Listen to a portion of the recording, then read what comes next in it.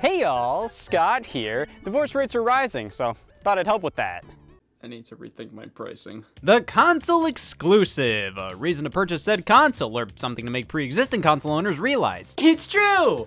My is big! These games you always associate with a specific console brand. Mario, Zelda, Pokemon on Nintendo, Uncharted, God of War, Ratchet & Clank on PlayStation. Sneakers. Exclusives are more than just incentives to own a system. They can be that system's entire identity. So, when a game we've always seen as an exclusive to one specific console jump ship to another, or more specifically, a competitor, I'm just gonna say it, it's an out-of-body experience. Where am I? X-exclusives is what I like to call it. Games that were once exclusive to one system now spreading the good word around town. Many don't care for exclusives as they believe that's suppressing innovation. If Nintendo just released their games on the PC, I'm sure two of your problems would be solved. See, if we didn't have to deal with the graphical caps on consoles like the Nintendo Switch and everything just released on high-end PCs that everybody owned, well, your copy of Loco Roco would look a whole lot better. Plus, it's good for the consumer. The more options, less reason to buy a console that has nearly all the same features, same specs, same games as the one you already own just for one title you want. Let them go all over the place. Oh hey, my wife is fucking everybody in the neighborhood. Good for the consumer. And the biggest supporter of this movement is easily Microsoft. Nowadays, they publish a few select titles on both Nintendo and Sony's platforms, but they've been at this for longer than you may think.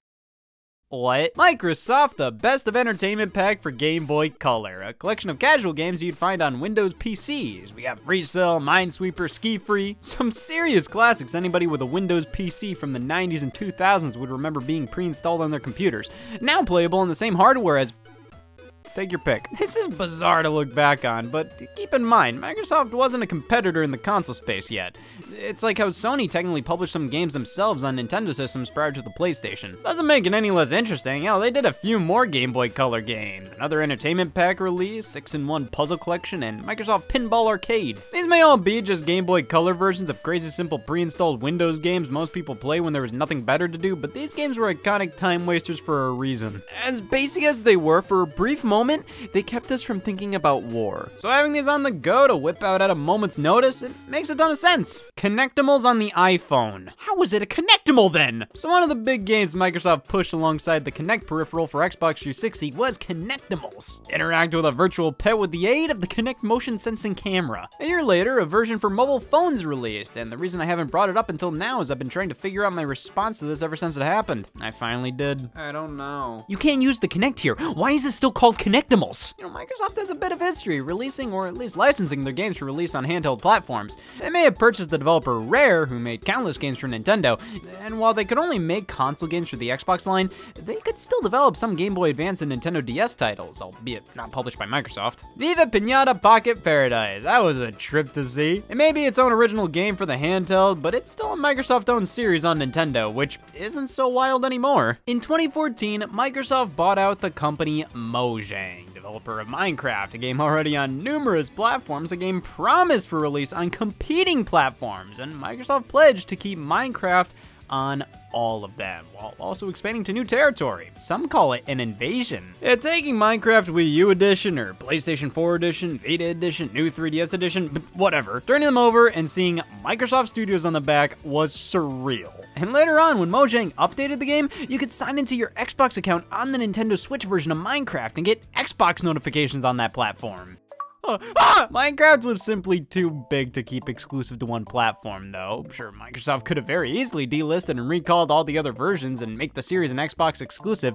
However, Minecraft didn't become the best-selling game of all time by limiting its reach. This game's accessibility and far reach were too important to give up just to try and sell a couple million extra consoles. And if anything, I think this made Microsoft far more comfortable with releasing titles on competing platforms, which they already were a bit. This is something they've always done. I mean, Microsoft Office released on the Mac. Point 1 for Scott. Hell, even Halo 1 released on the Mac. Microsoft Game Studios logo on the packaging and all. With the type of company Microsoft is, focusing on services and applications like this, it makes sense to widen your market by releasing versions on competing hardware. And while it took them a while to fully apply that thought process to their video game division, they finally started to with select titles. Cuphead was one of the first major Xbox One releases to appear on Nintendo Switch and eventually the PS4. Though it's not a Microsoft-published game, they did help out with the initial release as it was a timed exclusive. Super Lucky's Tale went multi-platform as the enhanced new Super Lucky's Tale, no longer published by Microsoft, but the Ori series received Switch ports, and it says right there on the Nintendo eShop, Microsoft Studios. Oh boy! We truly live in a different time now. I mean, Microsoft never had any obligations to put these games out like they did with Minecraft. They legitimately put Ori and the Blind Forest on Switch just because it made sense. This is a 2D action-adventure game that felt right at home on a Nintendo platform. Honestly, I bet it did better on here than it ever did on Xbox. And since Microsoft acquires loads of studios, even after their purchase, they have prior commitments to release their games on other platforms, and thus, the Xbox logo appears on PlayStation once more. Psychonauts 2, developed by Double Fine, which became an Xbox Game Studios team in 2019, was originally crowdfunded and promised to get a PS4 version. Hey, with Minecraft, you kinda have to dig for the Microsoft or Xbox logos. Psychonauts 2 on PlayStation 4, front and center. One of the first things you see, or one of the last if you have a soul. I'd still do a double take if an Xbox logo appears on PlayStation and vice versa. Hell, in FIFA on PS4, I'm seeing Xbox logos on the jerseys. That ain't right. But hey, I guess Sony doesn't care. Hell, some of their biggest exclusives for PlayStation 5 were made by Xbox Studios. Yeah, similar to Psychonauts 2, Microsoft purchased ZeniMax, who owns Bethesda, who owns numerous other developers who made games like Deathloop and Ghostwire Tokyo. Initially, PlayStation 5 exclusives. Yeah, the deal to make those exclusives were inked before the Microsoft acquisition, so technically Microsoft published 2 PlayStation 5 only games, even if they would eventually come to Xbox. Doesn't matter, Microsoft's making money regardless, especially considering how not only did Deathloop and Ghostwire Tokyo release on PC, pretty much everything they release does. In 2016, Xbox Play Anywhere launched, which was an initiative by Microsoft to put basically all of the Xbox games they were releasing on both Xbox and personal computers. I mean, Microsoft owns Windows, so regardless, they're not losing money here. It's the consumer who gets to ask now, how do I want to give Microsoft money? There were the console exclusive defenders critical of this back then, how people had no reason to buy an Xbox One anymore because nearly all of its exclusives were either to eventually receive Windows ports or got Windows versions day and date with the Xbox release. I think at this point, it's fair to say, while there is some overlap, the PC audience and console audience are pretty damn different. Sure, there would be some people willing to buy an Xbox One that ended up not, considering many games released on PC, so they just played them there. But there are still millions upon millions of people who only play on consoles. The game also releasing on PC will not change their minds. Because have you ever tried using a PC? I know I haven't. Console exclusives getting releases on Windows is becoming more and more common because it doesn't really take away from anything. Like I said, the PC market, it's different. You can play your game on console and it's a streamlined experience. It just works. It's comfy, it's easy, it's great. But on PC, it's a bit more work to get things running. There's more things that can go wrong, but you can download mods, use a keyboard and mouse, mess around with the graphical settings. It's a win for the consumers because both markets get the game, and a win for the publishers considering they'll get more sales without ruining the integrity of the game being exclusive to a console. The exclusive only really matters when you're trying to persuade people to buy your console compared to another console. Everybody already owns a computer, and even then, you need a really good computer to run many of these games, and at that point, you're probably a silly little PC snob who doesn't want a PlayStation 5 anyway, so fine, here, you win!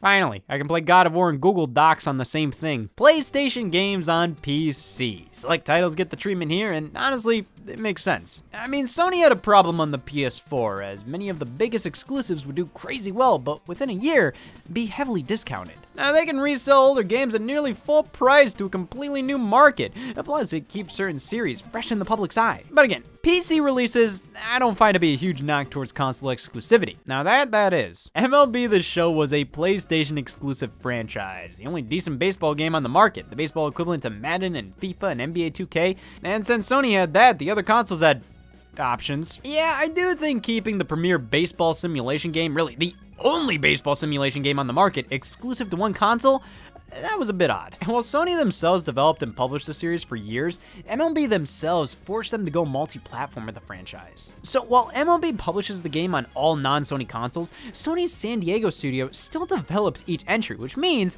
we have Xbox and Nintendo games with the PlayStation logos on them. God, this is fucking gross. Better than PlayStation Vita Pet's f***ing off to Android phones. This is Connectimals all over again. However, debatably, the biggest lost exclusive of Sony's wasn't Godfall. Crash Bandicoot and Spyro the Dragon, two of the biggest names during the PlayStation era, the characters you can't help but associate with Sony. It's a problem. So I guess Universal Interactive Studios owned the rights to both of these characters and made a deal with Sony for them to publish them on PlayStation as exclusives, though when that deal expired, they saw potential in the popularity of both characters and decided to go multi-platform. Thank God. The original developers of the franchises, Naughty Dog and Insomniac, mostly stayed with Sony afterwards. Insomniac would do a couple multi-platform games and also a game exclusively with Microsoft on the Xbox One before being bought by Sony outright in 2019. So that left Crash and Spyro to hop around from developer to developer, publisher to publisher before falling into relative obscurity outside of appearances in Skylanders. However, the first 3 PlayStation Crash Bandicoots were remade from the ground up exclusively for the PlayStation 4 in the Insane Trilogy, which later went multi-platform, meaning we have PlayStation-owned and Naughty Dog-developed games on Nintendo Switch. They may be ass-old and remade by another studio, but that's still kind of wacky. And then Xbox bought the current owners of Crash and Spyro Activision, so what once was a PlayStation exclusive franchise became an Xbox one. Well, at least when Sony bought Insomniac Games, they got the rights to the Xbox exclusive Sunset Overdrive series, so who's laughing now? But Nintendo must be the most cold-hearted lockdown company when it comes to spreading exclusives all over the place. Chances are, if it's a Nintendo exclusive game, it's staying a Nintendo exclusive game. What? Let's start off with the biggest mistake of my life. Many games that were once Wii U exclusives ended up getting re-releases on Sony and Microsoft platforms. First example, the wonderful 101 on PlayStation 4. God, I deserve that. Just doesn't feel right. This was not only always a Wii U exclusive published by Nintendo in my eyes, but a wholly Nintendo franchise. Yet, even after it jumped ship to other platforms, there was evidence that Nintendo still owned the IP. The developer of the title, Platinum Games, published the re-release themselves, but wouldn't comment on who exactly owns what. There's a chance Nintendo simply didn't value the title all too much and allowed them to handle it on their own. They may have transferred the rights over, but they might have not. So even though the remaster removes any mention of Nintendo from the credits, there is reason to believe Nintendo owns a PlayStation 4 game. 2 of them! Fatal Frame Maiden of Black Water, another Wii U exclusive originally published by Nintendo with some development work done by them as well. Re-released on all consoles. It's weird. While Nintendo published the Wii U version, they didn't publish the Nintendo Switch release alongside, obviously, the competing consoles. But the Nintendo Switch version has their name in the credits, though the other platforms don't. So, like, why are they here if they didn't publish this release? Same with Fatal Frame Mask of the Lunar Eclipse, originally a Japanese-only Wii game published by Nintendo and developed partially by them. It later got a re-release everywhere, which means there are now multiple instances of Nintendo-developed games playable on Xbox and PlayStation. Ninja Gaiden 3 Razor's Edge and Lego City Undercover experienced similar fates, though they were simply just published by Nintendo, so nothing crazy in terms of development. I always found Nintendo pushing for an exclusive Lego game to be odd. Like, guys, you get Lego games on your consoles no matter what. Why not push for a game you may not get on your system otherwise? Devil's Third. Where? Oh, I've talked about this game at length. I may be the only person who can look you dead in the eyes and say I beat it. Originally meant to be an Xbox 360 and PlayStation 3 game published by THQ, eventually Nintendo saved the game from cancellation, making it a Wii U exclusive and assisted with development here and there. Satoru Iwata is even listed in the game's credits. This is just as much of a Nintendo game as... yeah! This was a Wii U exclusive. What are you gonna do about it? Play the online multiplayer portion for free on Microsoft Windows? And for my next trick, I'm going to shut the f up. Devil's Third Online. Now, I believe Nintendo probably assisted development solely on the Wii U version of the game and in tandem, the single-player campaign. And they don't own the trademark to Devil's Third. The developer Valhalla Games Studios did, so I don't know if this is truly a Nintendo game on PC. But regardless, I don't know why sometimes it's sad to see a game go multi-platform. It should be a good thing. More people get to play it. But when you turn Zombie U from the Wii U into Zombie from the Xbox One, that's just depressing. One of the big launch titles for the system, Zombie U used the Wii U gamepad in some of the most interesting and involved ways. And Ubisoft was disappointed by the sales, so scrap the sequel in development and port the game to other consoles 3 years later. Oh, and remove the U from the name. Let me get this straight. You wanted this to be a successful, long-running franchise, so you basically backed yourself into a corner by putting a U in the name and creating the entire gameplay concept around this one system's controller? You basically made it as awkward as possible to put the game on anything but the Wii U. So, Yeah, the PC, PS4, and Xbox One got zombies, stripping all Wii U functionality out while updating the visuals a very small bit, throwing some new weapons in there, and ripping the multiplayer out. Even if you didn't care for the Wii U gamepad gimmicks, you gotta admit the game loses a ton of its charm without them and ends up feeling like just another generic zombie game. Damn, with the gamepad gimmicks, it's annoying. Without them, it's generic. Step a foot in zombie U shoes, you wouldn't last a day. Rayman Legends, only for Wii U, possible by the integral use of the gamepad. And I was only possible by the integral use of abstinence. After the disappointing sales of the M-rated Zombie U, Ubisoft delayed the E10+ rated Rayman Legends from its exclusive release on Wii U in February 2013 to a multi-platform release in September of 2013. Yeah, thank God they didn't release this on Wii U so it could come out on the PlayStation Vita, the same month Grand Theft Auto 5 released. Damn, you really saved Rayman Legends from tough competition in February. X exclusives on the Wii U ain't nothing new. I mean, hell, Nintendo's responsible for most of them. But moving over to the Nintendo Switch, we have Mario and Sonic at the Olympic Games Tokyo 2020. Ripped off of that console and popped onto mobile phones. Well, half of it. Sonic at the Olympic Games Tokyo 2020. This is a tactic Sega's done before, releasing Sonic at the Olympic Winter Games on the iTunes App Store in 2009, based on the corresponding Mario and Sonic title. Sonic 2020 is basically just a mobile phone version of Mario and Sonic 2020. Sega was the company who had the license to the Olympic Games, they owned the rights to Sonic, they were the developers and oftentimes publishers of the Mario and Sonic games. They had every right to put it out on mobile. Well, not every right. Of course, in comparison to the Switch release, this is heavily mobilized. The user interface, controls, it's not really Mario and Sonic 2020 on your phone, it's a mobile phone take on Mario and Sonic. So, I mean, it kinda counts, it kinda doesn't. The game released in the arcades as well, so, I mean, either way, this is an X exclusive. I win. Nintendo games on mobile. That's a conversation you never want to have with your son. Pokemon was the first Nintendo series to bite the bullet, but even then, the franchise normally acts independently of them. Pokemon is controlled by the Pokemon Company, a joint venture between Nintendo, Game Freak, and Creatures, so while it's fair to call Pokemon a Nintendo series,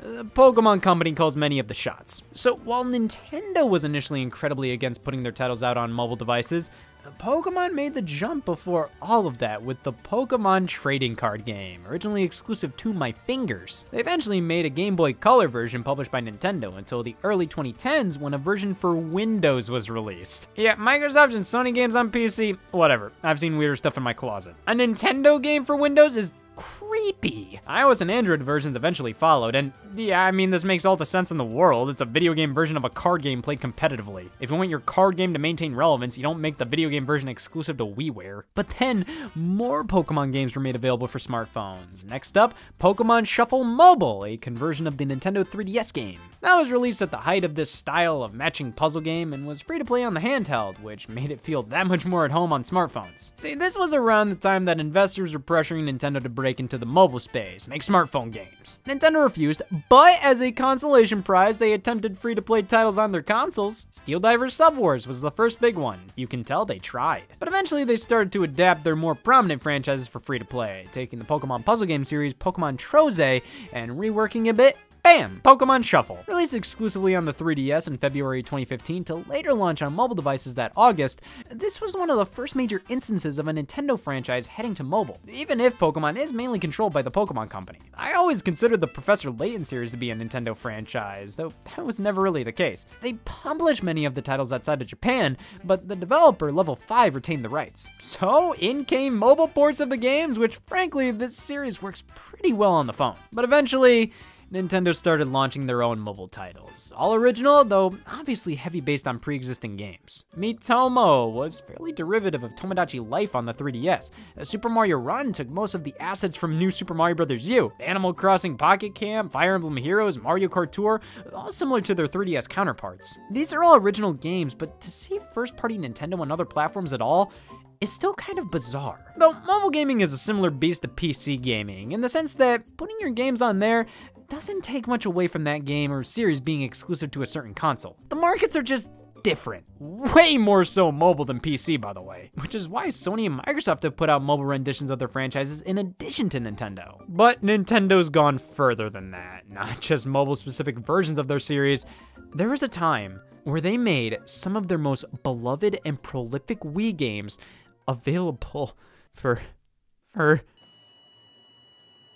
the Nvidia Shield Android micro console. Yeah, so Nvidia supplied Nintendo with the chipset for the Nintendo Switch, the Tegra X1. I assume because of the deal between the two companies, they reached an agreement to put select Wii and GameCube titles on Nvidia's platform line, the Shield. Only in China though. So the Nvidia Shield is basically just an Android device. There's a tablet version, a TV set-top box version similar to a Roku, Amazon Fire TV, Apple TV, etc. China has some wacky laws when it comes to video games, so companies oftentimes have to find loopholes to get their products out there. Case in point, the iQube player, a Nintendo product released only in China for that specific market.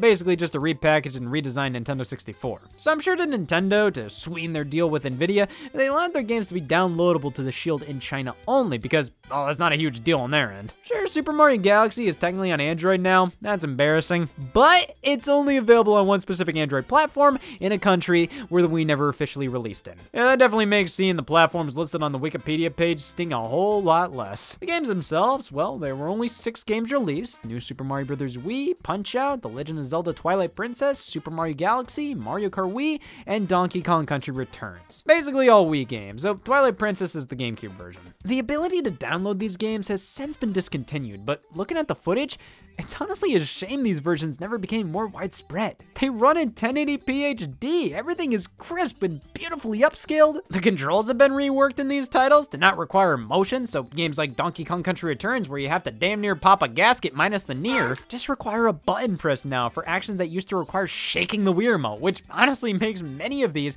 the definitive official releases. In fact, it's fair to say when Super Mario Galaxy was re-released on Nintendo Switch via the Super Mario 3D All-Stars collection, that version was heavily based on the Nvidia Shield remaster, replacing the motion-controlled spin attack with a button press. An incredibly strange facet of Nintendo history, but not a bad one. Now, Final Fantasy Crystal Chronicles, on the other hand, can spook even the deadest of corpses. Crystal Chronicles was a GameCube exclusive focusing on multiplayer using the Game Boy Advance for a dual-screen experience. Then, in 2020, Crystal Chronicles Remastered released on Nintendo Switch and PlayStation 4 and mobile devices as well.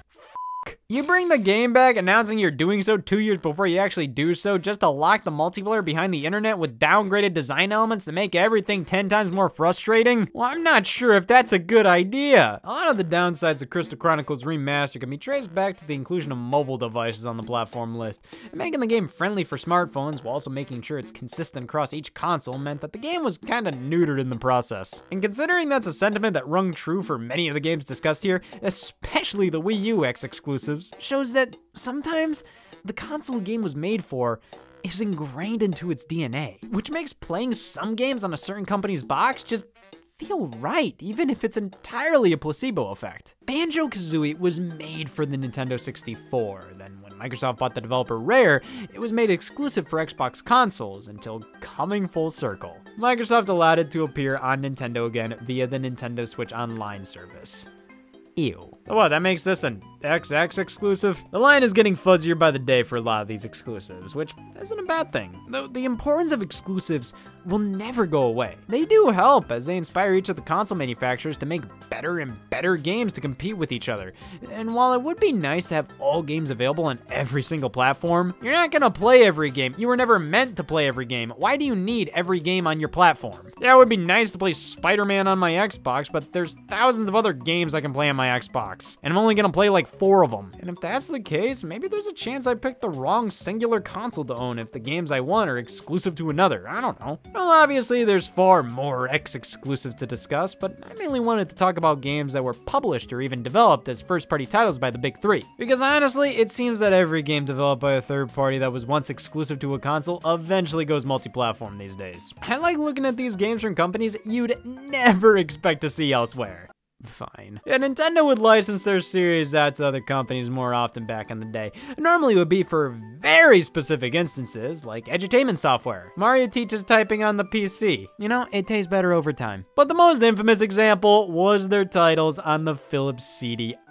Basically, Nintendo partnered with Sony to create a CD add-on for the Super Nintendo. They reevaluated the contract and found some funny business they didn't like, so they dropped Sony from the project, partnering with their competitor at the time, Philips, for the CD add-on, embarrassing them and inspiring them to make their own video game console, the PlayStation. The SNES CD add-on never ended up releasing. Nintendo just told Philips, hey, here, you can use our characters for a couple of CDI games for working with us. Thanks.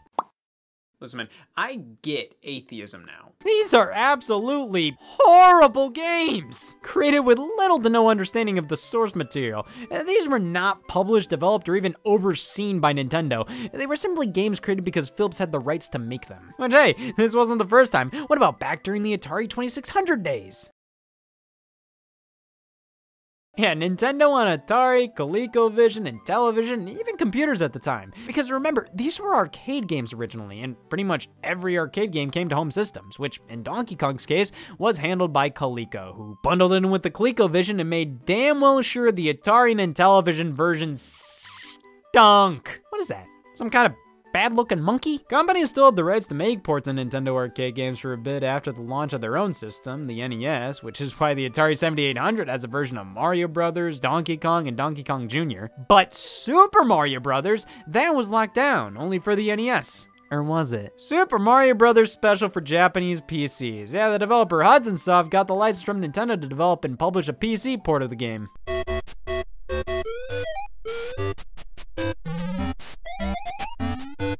Well, anything's possible. If they technically put Super Mario Brothers on PC, Octopad Traveler can break free from the shackles of being a Nintendo Switch exclusive published by Nintendo and appear on, I don't know, Xbox. That's too far! There needs to be limits to these types of things, and I'm sick of it! You can't just take that away from us Nintendo fans, and because you did, I'm gonna do something about it! Profit.